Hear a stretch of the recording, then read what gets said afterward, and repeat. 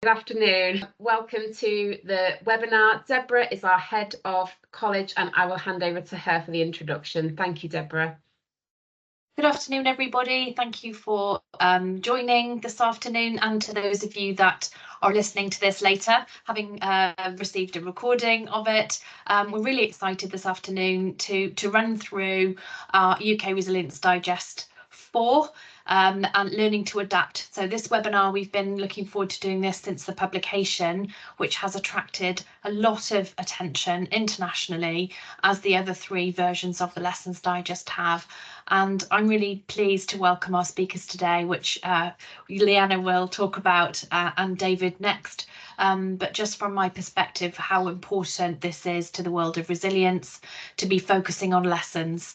It's something that we are at the college incredibly passionate about and very supportive of Cabinet Office and everything that we're doing to be better in the UK and overseas of how we actually identify and then learn those lessons. And we're really grateful to Lianna for her dedication and tenacity when it comes to getting the digest ready and out there, and for all of you for supporting, reading, commenting and influencing how that is digested.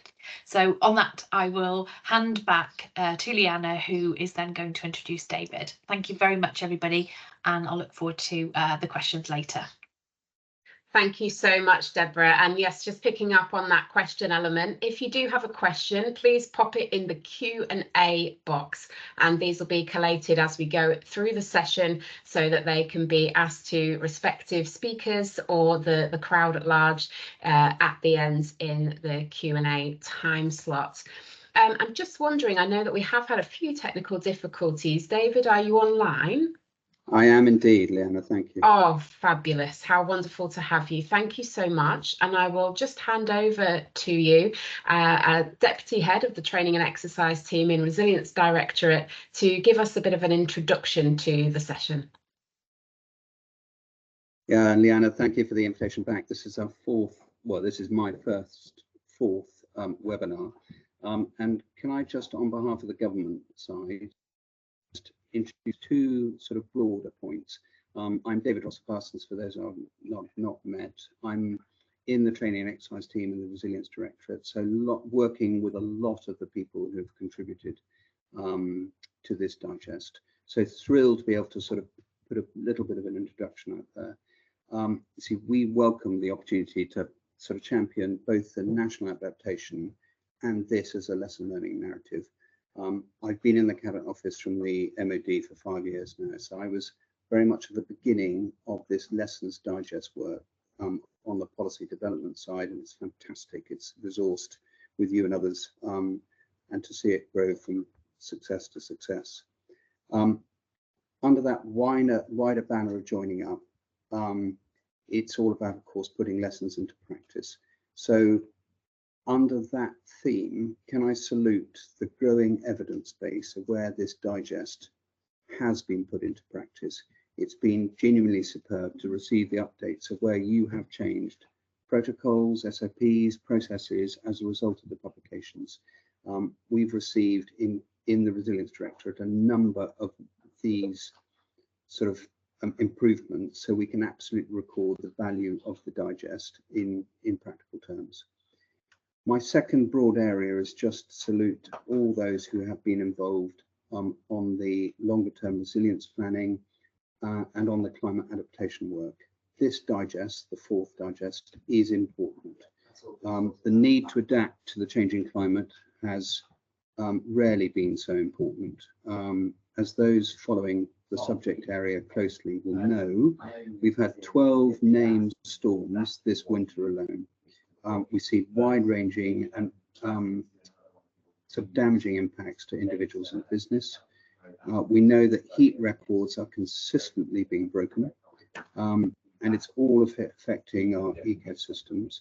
And just as an addition, last summer, as you know, saw a season of severe wildfires that threatened communities and habitats. So the work on climate adaptation, like that of the rest of the Resilience Directorate, is underpinned, as you'll see here, by the principles of the resilience framework, Firstly, a shared understanding of risk, and that's where this digest really is helpful. That we need a whole of society approach, again, the value of the digest, and that prevention is better than cure. So if I may, just to flag the principal policy, big strategic sort of adaptations, you had the National Adaptation Programme published in July 23. And since then, government has prioritised the delivery of those actions set out in response to the risk and opportunities in the third climate change risk assessment. Hopefully people have seen that. So coupled with the resilience framework, those roadmaps put us in a much stronger position than ever before, we feel. So against the measures in the National Adaptation Programme, we're also driving the strategic direction of the climate adaptation action. So there's now effective governance in place to be able to do this. And along with DEFRA, Cabinet Office co-chairs the senior officials Climate Resilience Steering Board. A really sort of new and exciting governance structure. So thank you for the opportunity to introduce. Thank you for the successes, and congratulating you, Lianna, and the speakers today. Looking forward to the session. Back to you, if I may. Thank you so much, David. It's great that you could join us, and that was a really clear and helpful overview of how all these elements fit together and the kind of governance and excellent policy work that's going into this area. So thank you very much. I'm now just going to speak very briefly about the digest. I'm aware that many of you will have seen it before, be aware that we're on our 4th edition, and may be really familiar with how it works. But although it's been 2 years for us thus far, we're aware that issue 4 is still quite early, and especially with the thematic interest might be attracting some new readers or new attendees to the webinar. So in brief, I just wanted to review here a little bit of about information. The UK Resilience Lessons Digest is anchored into the UK Government Resilience Framework. If you want to look at that, please do. Fantastic document. Many of you familiar with it already, I'm sure. In terms of its core objectives, the digest has always been purposed from the start to summarise transferable lessons and themes from a range of relevant sources, to share those lessons across responder organisations and wider resilience partners, and coordinate knowledge to drive continual improvements in doctrine standards, good practice, training and exercising. And those are the 3 objectives it sticks to consistently, and really exciting to be a publication that has been put together on the back of the lessons identified around the challenges in sharing lessons. So it's a really special publication to me, and I really hope that you do find it engaging and are able to put it into practice. We're aware that the digest can't learn lessons for itself. That's up to us as humans and people to do that in our various contexts, but hopefully it's something which is a resource in hand and has applied value in your local context. So what was in this latest edition of the digest? If you haven't taken a look yet, please do download it via the EPC website. But this particular issue reviewed 278 findings across 12 reports between 2015 and 24. It features a range of articles. We've got international learning from Professor Lee Miles, who'll be speaking later on, in terms of lessons identified of relevance to the UK from Sierra Leone. We've also got some national learning, and our colleague Lizzie from the Met Office will be talking about some of the extreme weather impacts associated with our changing climate and ongoing adaptation action. Then, in addition, we provided an overview of the national climate adaptation landscape. This really was just to help set the context and set the scene, because I think climate can be such a broad topic with so much to it and so many reports available that it can be hard to find the wood for the trees on the whole thing. So we put that in there hopefully to help there, and that was co-authored by DEFRA. In terms of academic insight, we're really pleased to have our EPC Resilience Capability Lead, Ben Crabb, on the call, who has crowds and events safety specialism, and he's looking at how those weather impacts have influenced the events industry. And then finally, we've got a great applied value here in terms of tools for implementation, and Rachel on the call from Local Partnerships, who's going to be telling us more about their Climate Adaptation Toolkit, which is available to download from the Local Partnerships website and a great resource to have in hand. In terms of putting it into action, when it comes to the digest, throughout the publication, you will see 3 little icons. We've added 2 as we've grown. Sidelights particularly offer some insights, perhaps academic, perhaps from practice and experience or expertise, which just help expand on the content in the articles. The Make It Active icon, quite self-explanatory there. It's a point for practice that you might want to take away. And the resources, signposting and flagging to some key reading that you may want to take up if it's a particular area of interest or within the role that you're carrying and related to that. Okay, super. So as we're continuing and as we're looking at putting the digest into action, any of you who were here last time will remember we did do a couple of polls to see who was in the room, to see how the digest was being put into action and whether it was a helpful resource. So we'd be so grateful if you wish to, if you would make a selection on the questions coming up, which will be very brief. And in the meantime, I will introduce our guest speaker from the Met Office, who's also seconded into DEFRA at the moment. She's a client science communicator. Lizzie Fuller, would you like to open your mic and take us through what this is really all about in terms of the climate science and help us set the scene for the rest of the webinar? Yeah, of course. Thank you so much, Lianna, for the introduction. As Lianna said, I'm seconded into DEFRA's Climate Adaptation team, who work on the UK's climate change risk assessment and the National Adaptation Programme. So thanks for the opportunity to present on Met Office weather and climate capabilities that inform UK resilience and adaptation. So for this talk, I'll focus exclusively on UK capability, but I'd like to note that we also work internationally as well, so you can ask me about that too. So as we know, we're already experiencing climate change. We're seeing more extreme weather events around the world, with events becoming more frequent, more intense, and lasting longer. Globally, the average temperature for 2023 was 1.46 degrees above our pre-industrial baseline from 1815 to 1900, and that made 2023 the warmest year on record.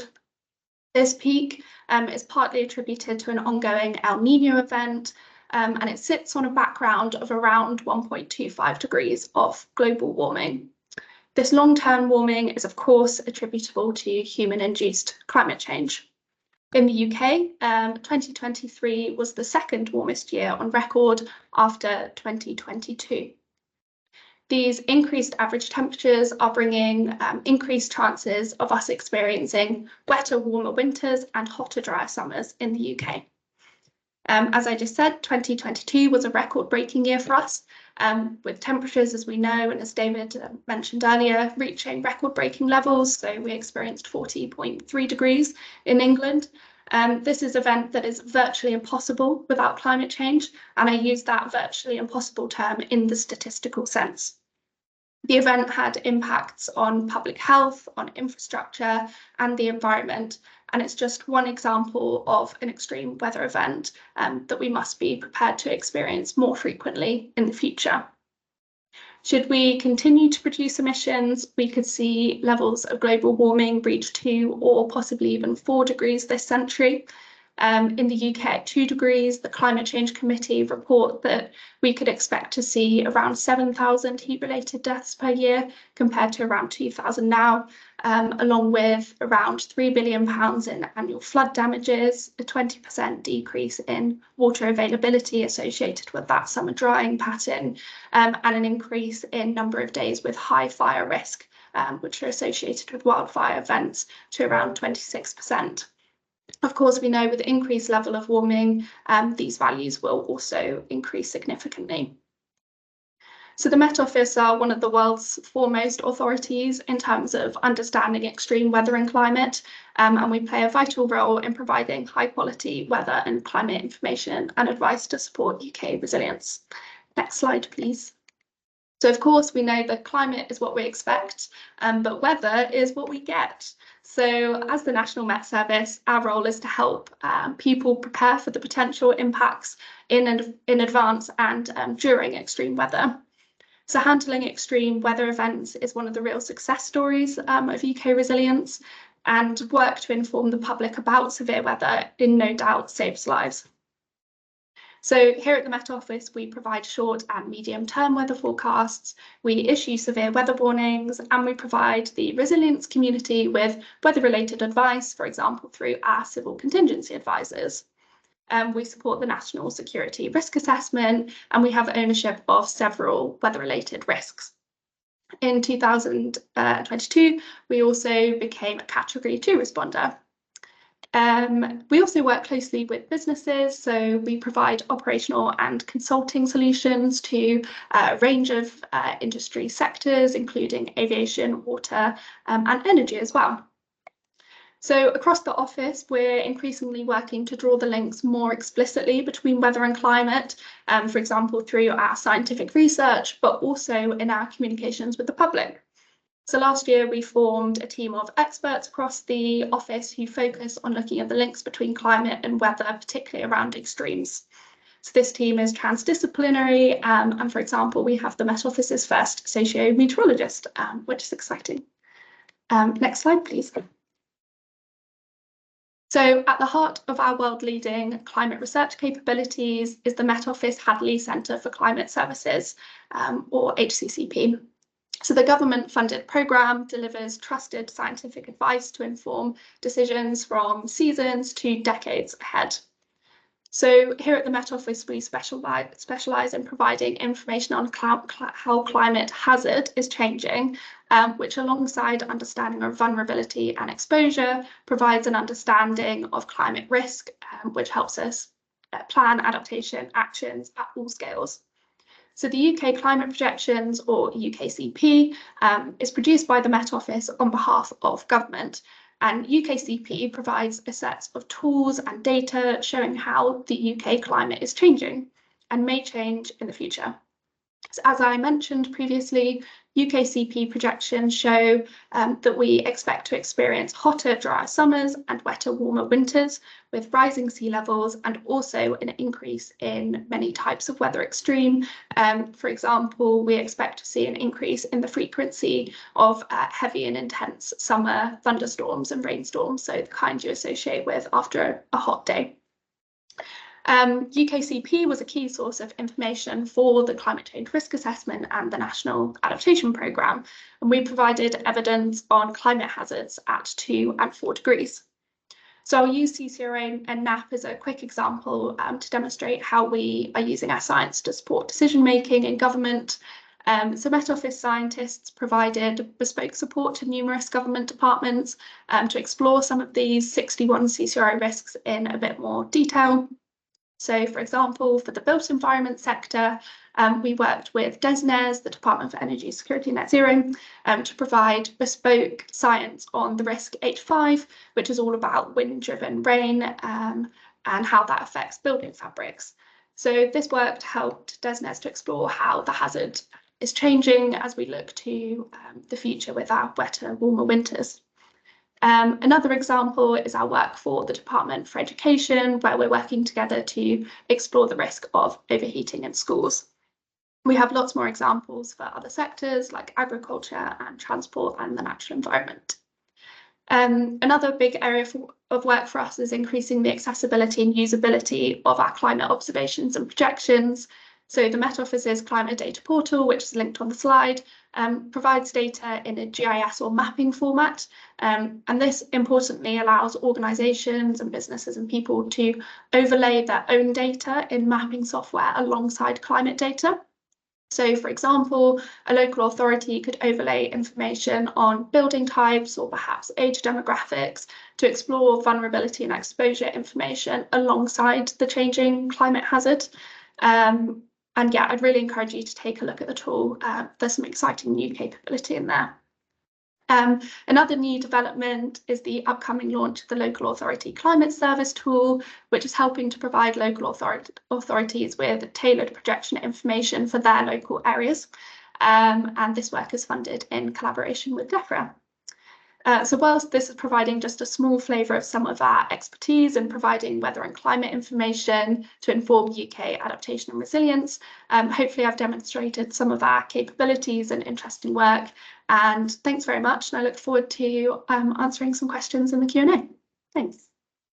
That's fantastic. Thank you so much, Lizzie, for that detailed but brief and succinct, excellently communicated presentation, just to help set the scene on where things are at and the role of the Met Office. Absolutely fantastic. Thank you. If you've got questions for Lizzie, do put them in the Q&A. Now just moving back to edition 4, learning to adapt on lessons on climate adaptation. I'm just briefly going to take you through some of the key findings for that, and also talk about the rationale. Why did we actually focus on adaptation in the first place? Obviously, the risks behind it are associated with climate change. We know it doesn't account for all of the weather we experience, but as Lizzie has carefully demonstrated, there is an effect taking place that has already been, as some would say, baked in, but equally some potential there for change in the future. Nonetheless, where are we at right now? Well, the National Risks Register makes it clear that it's got a very dynamic risk profile, the climate emergency, with chronic and acute aspects, obviously short and long-term impacts, whether realised now or potential for the future. It also requires a dual response in terms of mitigation and adaptation, being different in that mitigation efforts such as the work to reach net zero and reduce those emissions which contribute to the effects of climate change. We actually in tandem really do need adaptation, which is about adjusting to the impacts of climate change and reducing the risks associated therein. So there's something quite interesting about the climate emergency. A number of councils, I'm sure Rachel will tell us later, have already declared a climate emergency. So even though some of the effects might not be here yet, some are, and it's a big one to look at. In terms of the challenging narratives around this was another reason we wanted to undertake the analysis. And I mean that in two senses of the word.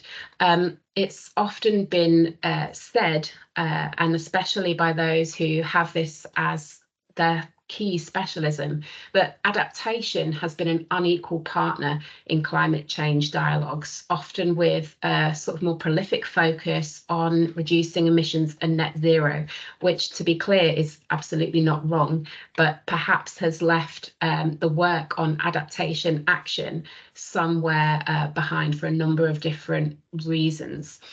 It's also partly, from my understanding in chatting to experts in this area, that of course measurement is so different in terms of mitigation and adaptation. We've found ways to quantitatively look at how we reduce our emissions and reach net zero, but actually when it comes to adaptation, it's that investment in long-term changes where inputs, outputs, outcomes and the positive impacts of the adaptation action might not come till a way further down the line. So again, it can come back to investment around that, and also the sort of the mindedness to go for the longer term positive impacts it can bring. It's also been highlighted in previous digests, so it was a challenge that we wanted to pick up. If any of you remember back to Digest 1, where we looked at some of the learning from Storm Arwen, one of the key themes that came out of that was the fact that the storm had exceeded expectations and reasonable worst case scenarios. So there was something in terms of an expression of mindset change, in that there was something going on here that was additional to what people have been preparing for and responding to previously. It also came out again through Digest 1, 2 and 3 that actually we were needing, as many of us already know, those sort of systems-based resilience thinking solutions where we're looking at connecting the dots and trying to look at resilience in the round. And that was reflected across all the digests and really was coming out as we were looking at some of the climate challenges. And finally, the community benefits. Digest is absolutely committed to being of applied value in practice, and we certainly hope it is. If it's not, there's a link to the feedback form within the Digest. Tell us what you think and let us know how we can adapt to remain relevant going forward. But certainly we know in terms of wider community benefits when it comes to climate adaptation, it's actually, as David has rightly said, directly connected into wider national resilience and also global climate change agendas. So it was certainly a topic that there was significant consensus around investigating. In terms of the learning analysis, I'll be brief on this, but I do want to highlight what was different about this digest and why the analysis actually felt quite unique in comparison to the other three.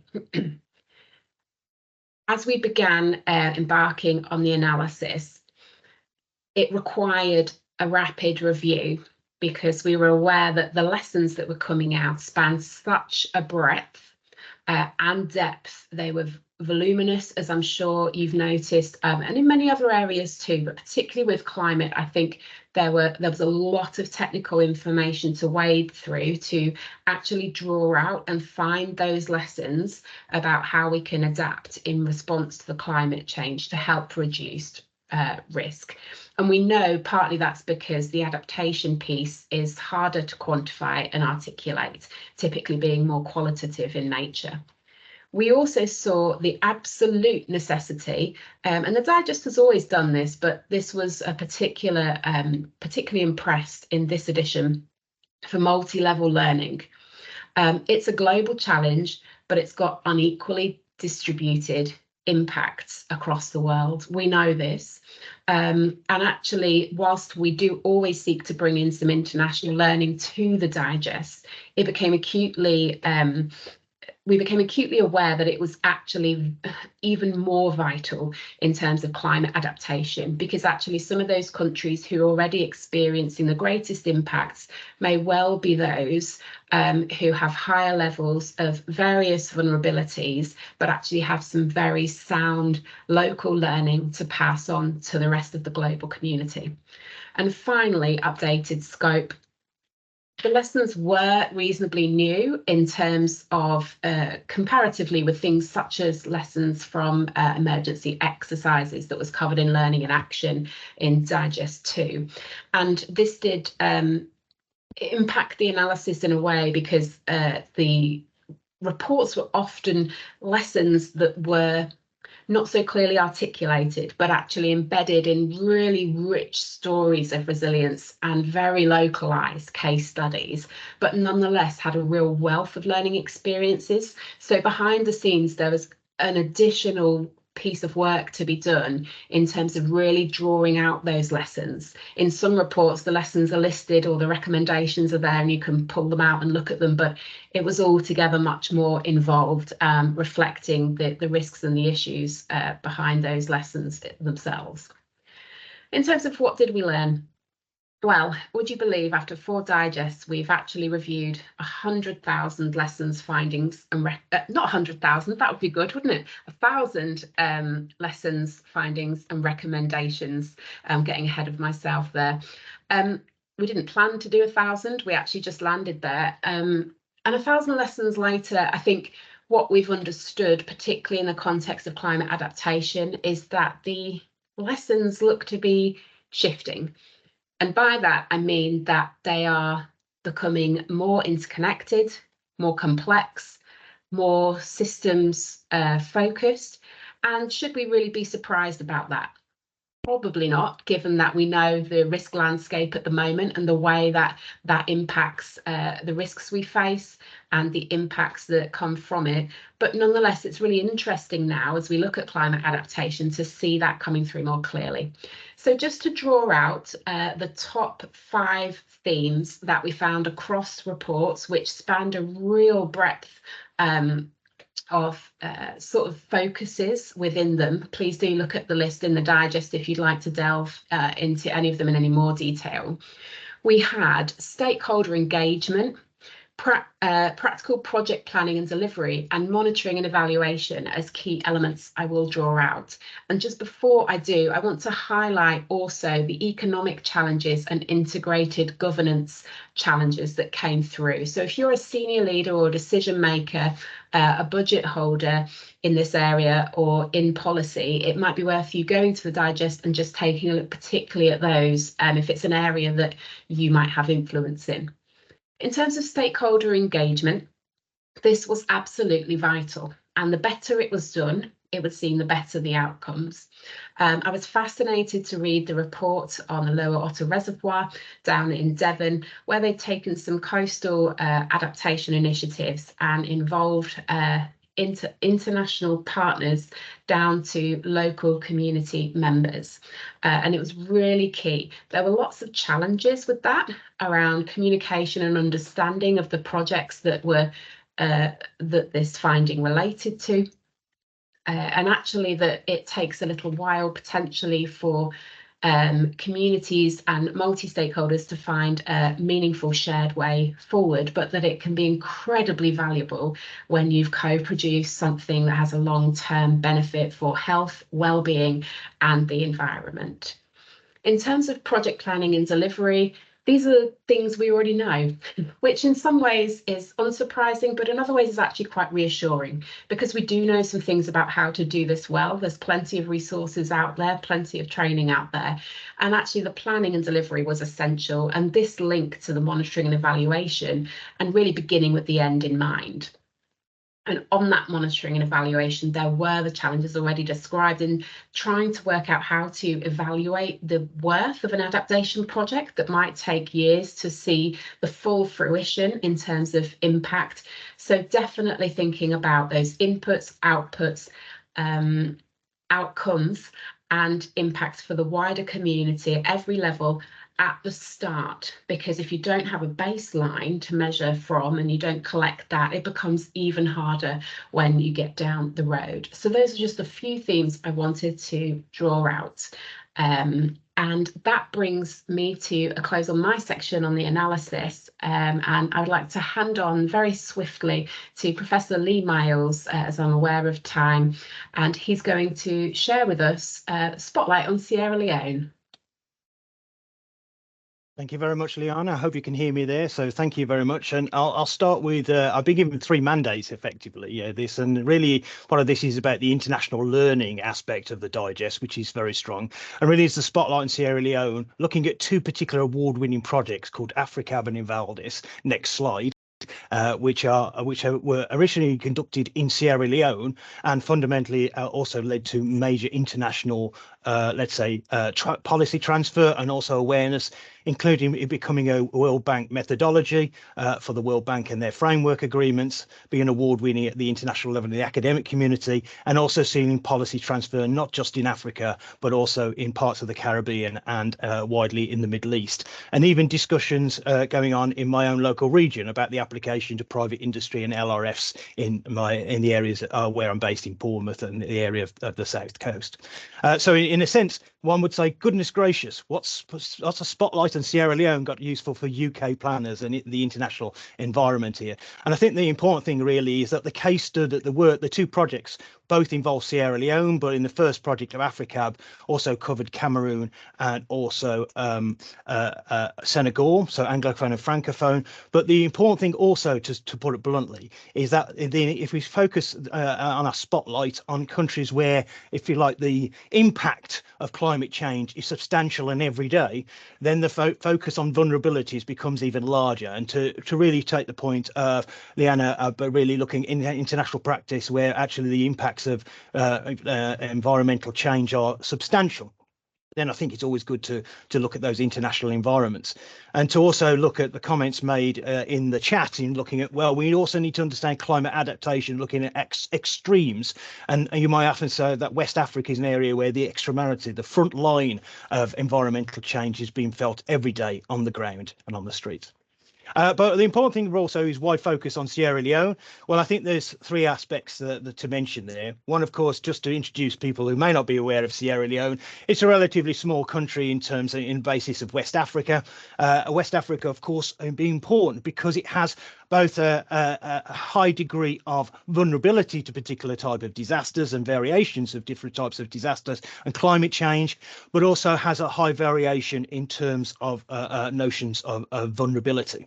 So if Sierra Leone is a fairly small country, but of course it's often well known for a number of factors in terms of both climate discussions and discussions in relation to disasters. Firstly, in terms of Sierra Leone, it's often regarded as one which is highly vulnerable. The statement there, of course, it's often ranked within the lowest quartile in the Human Development Index, for example, of the UNDP, which looks at education levels, poverty levels, and GDP per capita levels. So here one would see not just the notion of being disaster prone, but also an environmentally affected, but also where the exposure to vulnerability is large. It's also, of course, an area where disasters are often officially recognised in terms of being everyday events. You'll see on that slide there that the NDMA, for example, the National Disaster Management Agency of Sierra Leone, in its most recent annual report, catalogued that there were 291 major disasters or incidents in 1 year. And that's almost one a day, effectively. And of that 291, one would say broadly about half of those are climate related in terms of having impacts, which might be in relation to wildfires, it may be to rising heat temperatures, or it may be in relation to other factors. And the final point, of course, we also know that it's not just the number of emergencies or vulnerabilities or hazards that countries like Sierra Leone face, but it's also the resonance of them.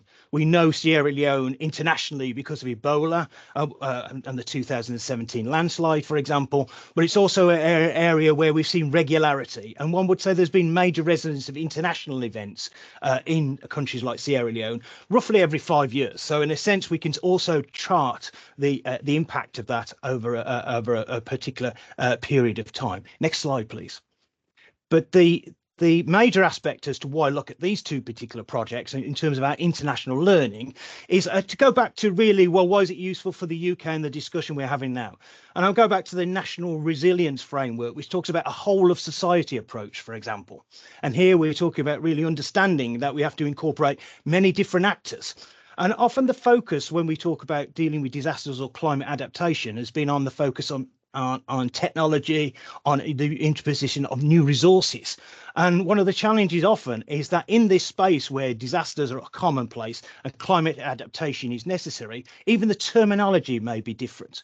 So there's a really important focus on the notion of vulnerabilities, and often might say extreme vulnerabilities where that face.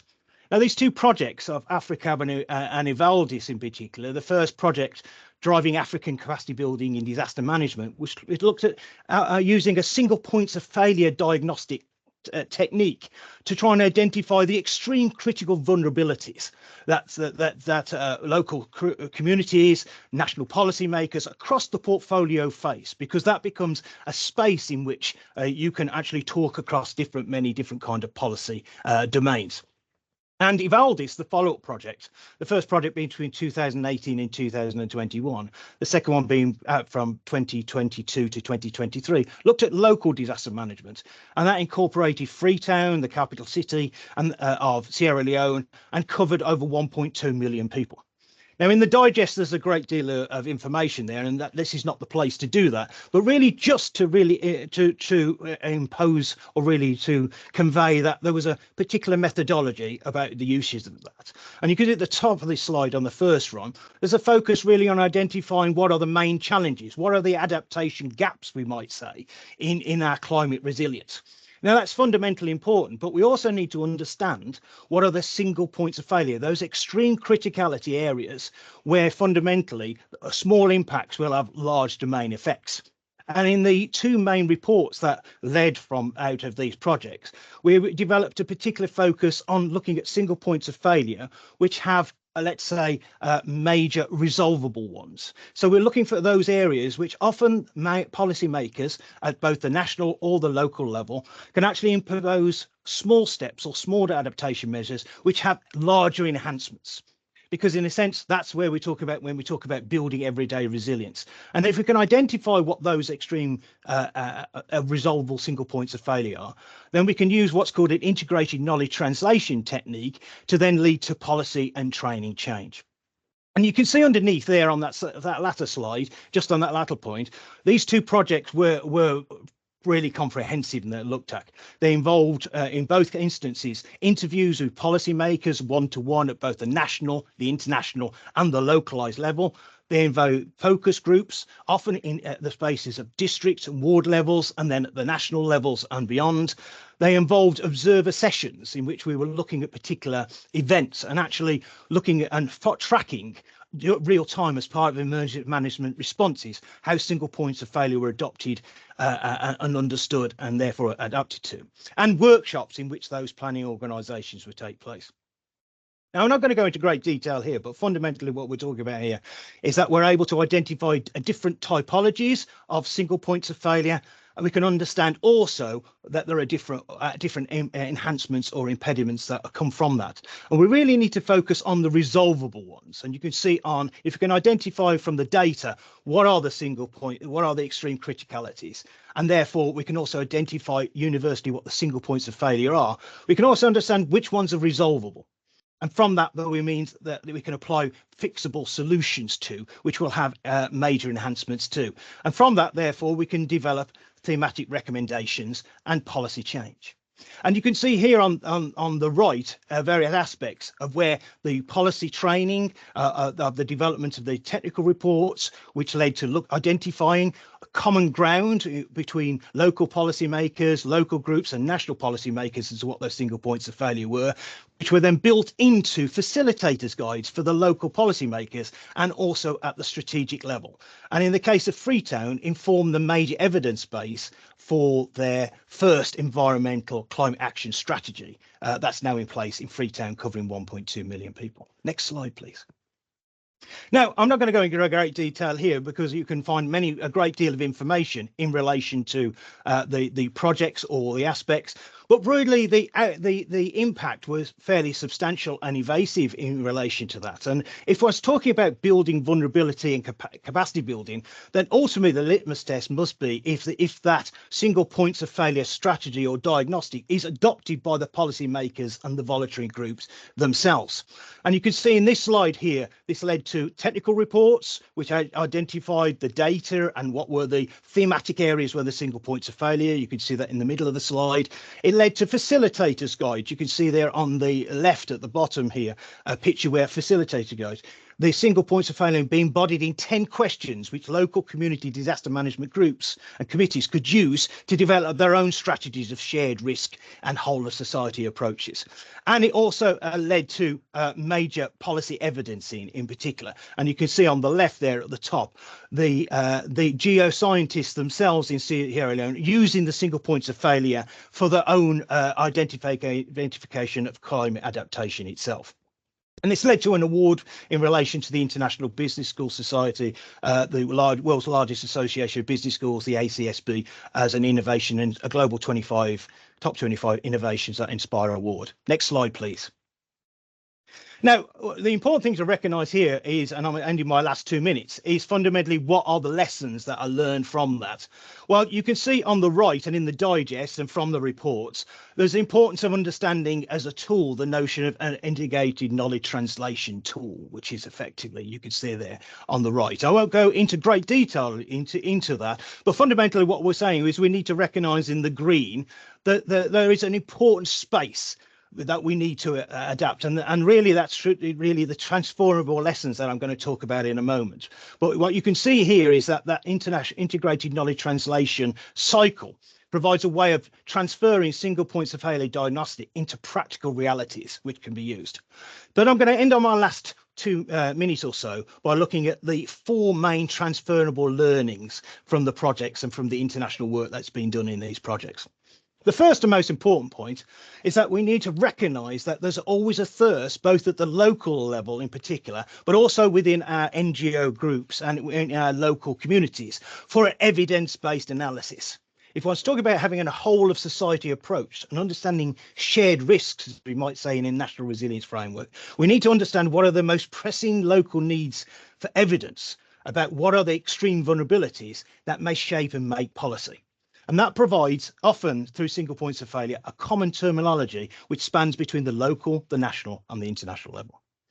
The second element is to focus on specific actions within scarce resources.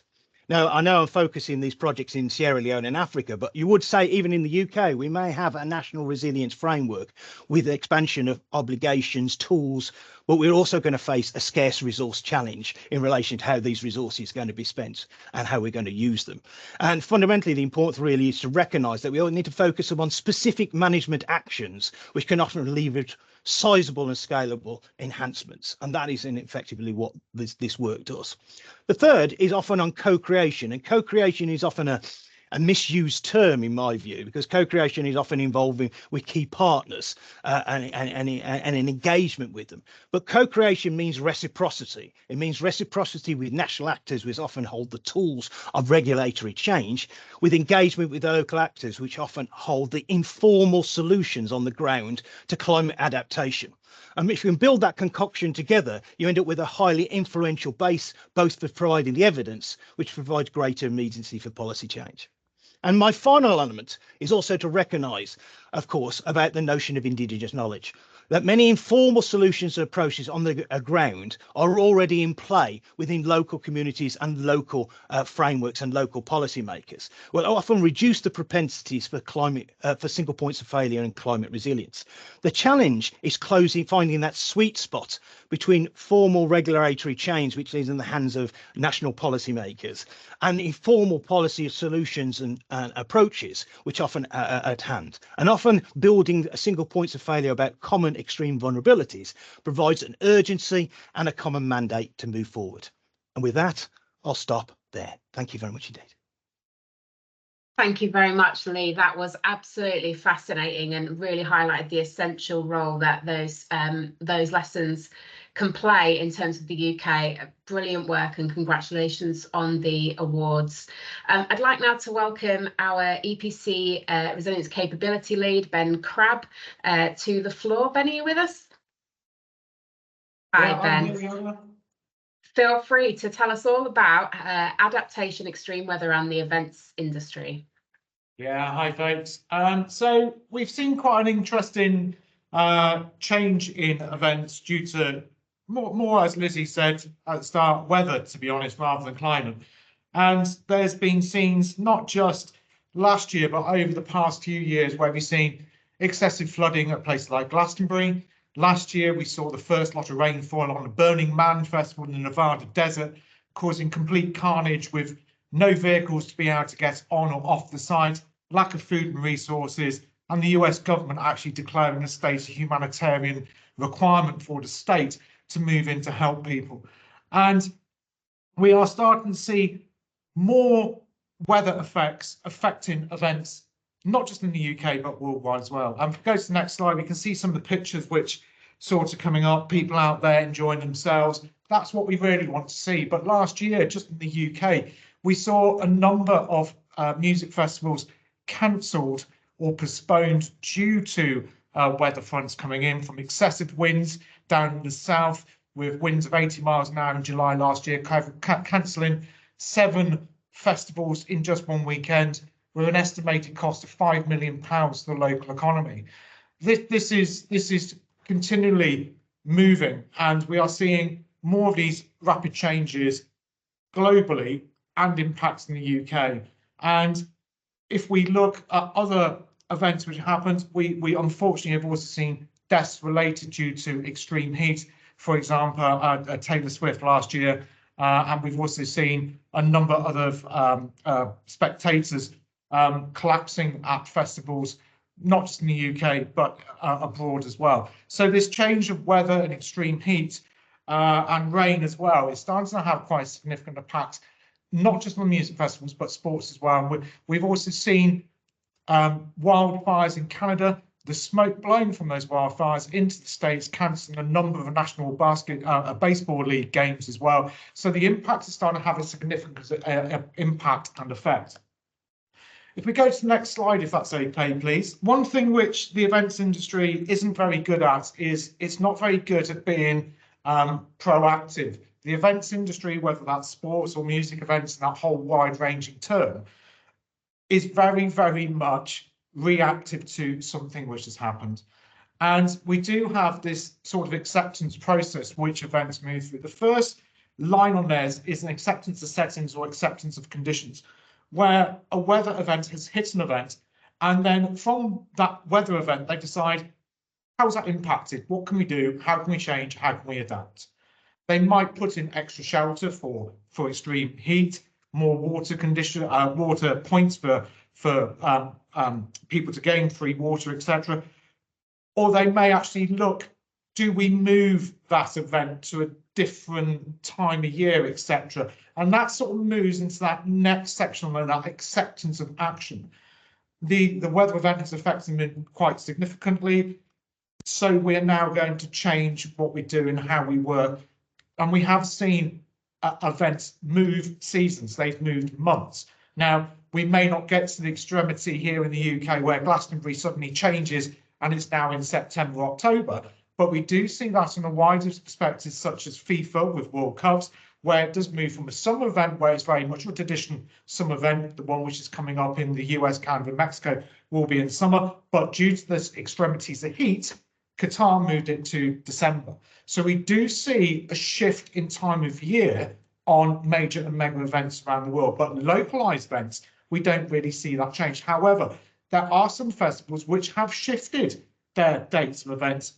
And if you track them over the past sort of 5 to 8 years, leading just up to post-COVID, some of those events are now actually either creeping further back into end of August, September, or they're creeping forward into May and June. They're not hitting the months of July, where we have seen extreme temperatures like we did in 2022, where temperatures got up to 42 degrees. For me, while working at the Commonwealth Games, those temperatures caused extreme problematic working on the games, where we're trying to then think about how do we protect all the staff working, not just as volunteers, etc., and on the games, but also the structural build. So we had to move some of those to night working, so we've got lower temperatures. The third one is that acceptance of use, where we've now actually got these events, they've changed completely. It's now becoming the standard model to follow. And it's become that acceptance, but it does take a while to move through those stages. And to be honest, smaller, well-established festivals, we're not seeing that change.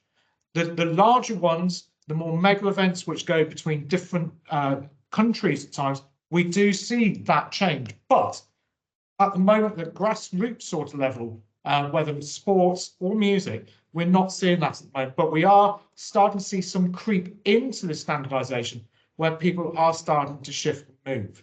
Now, it'll be interesting to see how this pans out over the next 5 years, especially with some of the data, as Lizzie showed at the start, where we are seeing those increased temperatures and it is becoming more problematic. We are seeing more issues with people attending festivals, not just in the daytime from the extreme heat, but also then in the evening when the temperature drops, we're then getting significant increased cases of hypothermia and cold-related issues. So this adaptation and how we're moving, not just to the weather, but those temperature fluctuations as well, is highly significant for us in events. We really need to think about how we protect not just staff and volunteers, but those spectators as well, which are coming to those events. If we can move to the next slide, please, Lianna. There's a few little levers and practical tools we can use, and particularly this is focused on the UK. And this is some information which is being published by the UK Health Security Agency, UPSA.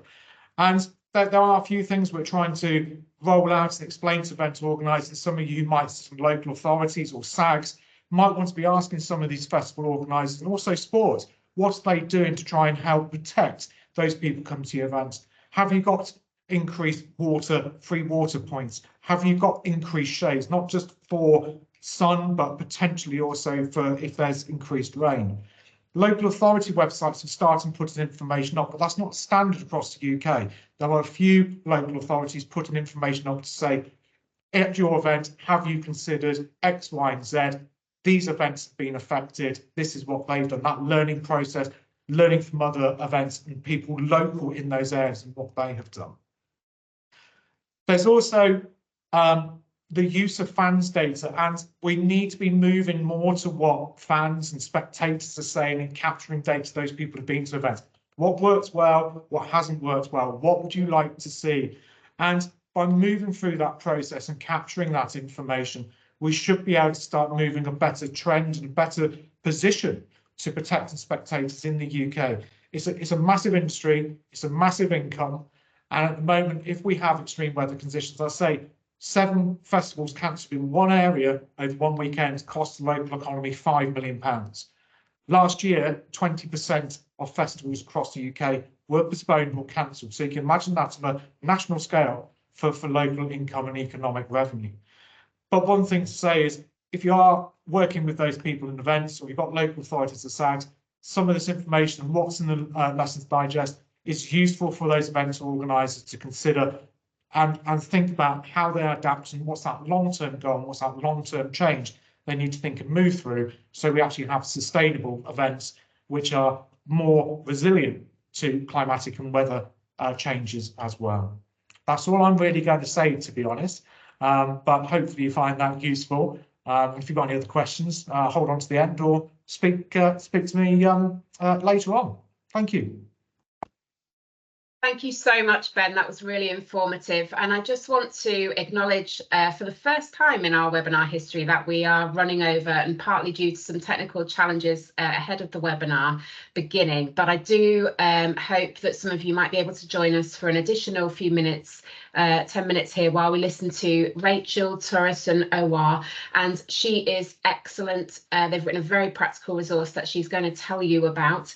And to accommodate that, we will take your Q&A offline. Apologies for that, but we will absolutely take the questions away, produce some answers, and we will publish them on our website in due course to support. So Rachel, I do apologise for the run over, but I'm very pleased to welcome you to tell us about the toolkit. Thank you very much, Lianna, and thank you to everyone who's saying I will gallop through this so that you can get away. I'm Rachel Toresen-Owuor, Senior Director for Climate at Local Partnerships, and part of the team that co-authored the Adaptation Toolkit for Local Authorities, a publication that we're incredibly proud of. If you could do the next slide, please. For those of you who are not necessarily familiar with local partnerships, we are essentially a public sector in-house consultancy. We are co-owned by the Treasury, the LGA, and the Welsh Government, and we only work with public sector clients to add skills and capacity where we can. Okay, next slide, please. So the Adaptation Toolkit is very focused on local authorities, and local authorities have an incredibly important role in relation to climate adaptation and community safety. We at Local Partnerships have supported individual and groups of councils with exploring their current and future vulnerability to a changing climate, and to do risk assessments in relation to service delivery risk. Now, the third bullet point on the slide is really the key message for senior council leaders, and really important for securing early engagement and buy-in. Adapting to climate change and mitigating the risks is going to require changes to how a council operates and how it makes its decisions. This activity, by no stretch of the imagination, is going to be transformational in nature. Next slide, please. So what have Local Partnerships done? We have co-authored this adaptation toolkit with UK SIP, the UK Climate Impacts Programme based out of Oxford University. This toolkit has been referenced by DEFRA in NAP 3 as a key resource for local authorities to support them with initial risk assessment and thinking about those adaptation plans. So the objective of the toolkit, you can see on the slide there, it's a 5-step approach, but essentially it's around identifying risks to service delivery, signposting to where the data and the information can be found. There's a huge wealth of resources out there, so the toolkit will help you navigate your way through those. Support to facilitate discussion on risk to service delivery, identifying those partner organisations, and really importantly, assist with clarification on the ownership of risks and adaptive responses. And as has been mentioned a number of times today, raise the profile of adaptation as being a priority alongside the delivery of net zero. So throughout the toolkit, there are suggested workshop activities. Some councils will want to work through every single one of them. Others may need just one or two. And the toolkit has been designed to be able to be picked up. And if you have the capacity in-house to be able to self-deliver or look for facilitation support. And we've got a fantastic case study in development from Yorkshire and Humber Climate Commission, where the Climate Commission facilitated use of the toolkit with the local authorities in the Yorkshire and Humber area. So there may be a need for working with partner organisations as you work through this. No one organisation is going to have all the expertise, the resources, or the level of control needed for an area to adapt well. Next slide, please. So our support to councils and through the use of the toolkit has focused on exploring risks to service delivery. Now, what we've done is we've looked at people-based services, so that picks up adult social care, housing, amongst others, and place-based services. That's more of your highways, your waste management, your environment services, and looked at how risk may present itself and the impacts across different service areas.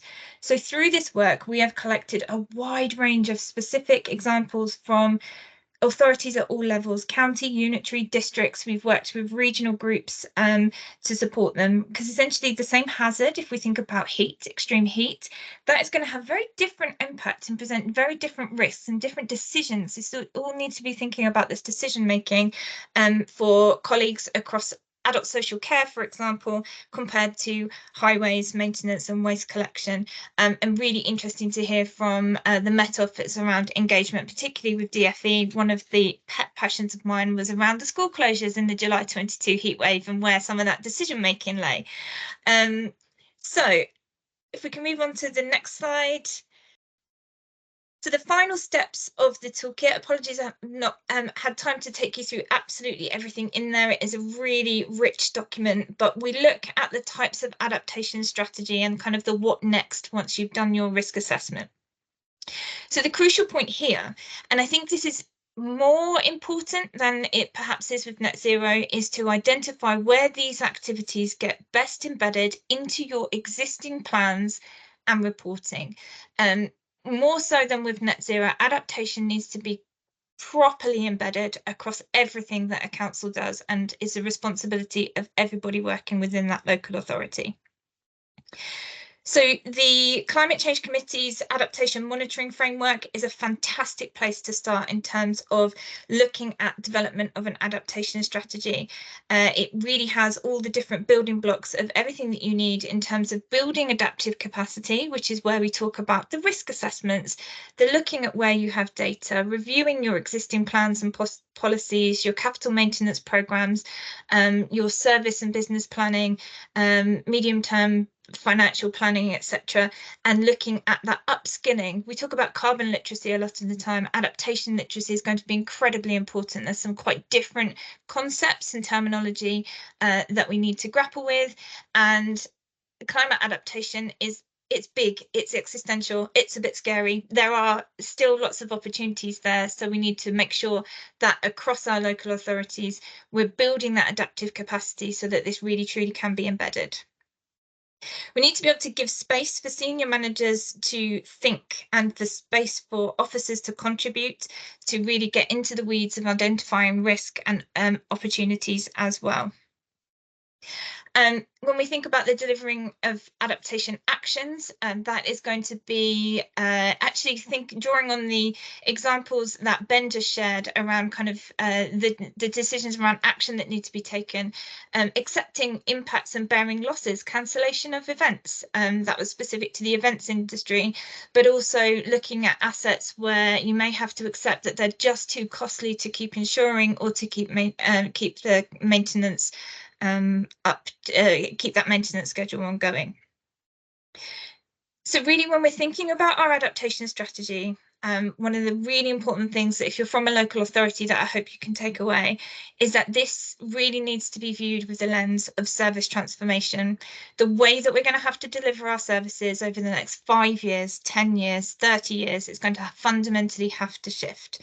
A colleague of mine said that in effect, net zero is a bit of a choice, isn't it? I know a lot of local authorities are now looking at their climate action plans and the deliverability of hitting the 2025, 2030 targets and around where they invest their finances in net zero measures. We haven't got a choice about adapting and shifting the way that we deliver our services. And that is where I think I will end. I think that's my last slide. Yes, thank you very much. Thank you for those who held on until the bitter end. I do appreciate that. Yeah, thank you also from me. And thank you, Rachel. That really was an incredible presentation under no small amount of time pressure. And we really appreciate your expertise. Do check out the toolkit online. Deborah, I'm going to hand back to you very, very briefly, just as we bring this to a close. But I do want to thank you so much to everyone speaking and attending. Reiterating that, Lianna, and without wanting to keep anybody further, just thank you so much. Please do go to the website and download your copy and look out for the next one. Thank you, everybody.